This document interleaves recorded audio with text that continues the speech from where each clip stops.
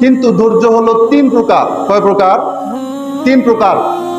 প্রথম নাম্বার ধৈর্য, আল্লাহ রাব্বুল আলামিন বলতেছেন as-sabru তালিউ। দুনিয়ার জমিনের ভেতরে প্রথম ধৈর্য যেটা, সেটা হলো আল্লাহ রাব্বুল আলামিনের ইবাদত বন্দিগির মধ্য দিয়ে ধৈর্য।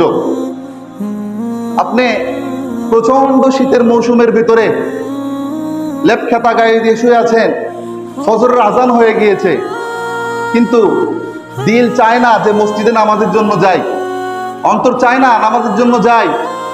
কিন্তু যেই ব্যক্তি ওই লেপ খাতাকে, সুন্দর আয়োজনকে সরাইয়া আল্লাহ রাব্বুল আলামিনের জন্য নামাজের মসজিদে আসতে পারবে, আল্লাহ তাআলা বললেন এটাই হলো প্রথম ধৈর্য। সুবহানাল্লাহ বলেন।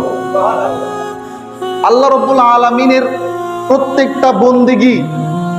প্রত্যেকটা বন্দিগি ইবাদত বন্দিকে সঠিক নিয়মে করার নামই হলো ধৈর্য। আর এই কাজগুলোই নবী কারীম সাল্লাল্লাহু আলাইহি সাল্লাম দুনিয়ার জমিনের ভিতরে করে গিয়েছেন এবং উম্মতদেরকে শিক্ষা দিয়ে গিয়েছেন।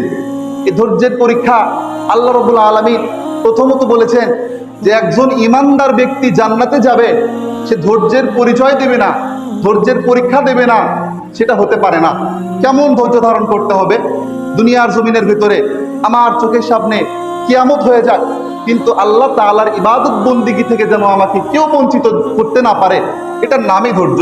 যে ধৈর্যের পরীক্ষা দিয়েছেন হযরতে ইব্রাহিম আলাইহিস সালাম, হযরতে ইসমাঈল আলাইহিস সালাম, হযরতে আইয়ুব আলাইহিস সালাম, দুনিয়ার জমিনের ভিতরে তারা এমন পরীক্ষা দিয়েছেন যাতে করে আল্লাহ রাব্বুল আলামিনের দরবারে সমস্ত কুল কায়নাতের চাইতে তারা মর্যাদা সম্পন্ন হয়েছেন। সুবহানাল্লাহ।